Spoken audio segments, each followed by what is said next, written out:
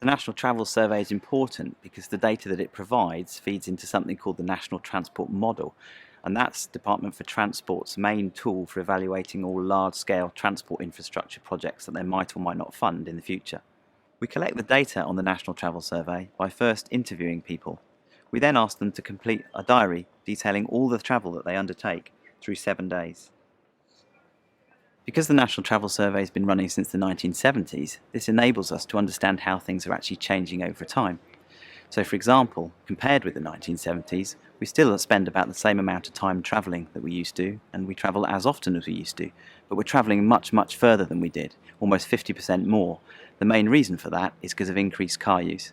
One of the things that make the data particularly powerful are that they enable us to understand not just how many people are travelling, or where they're travelling, but who's doing that travel.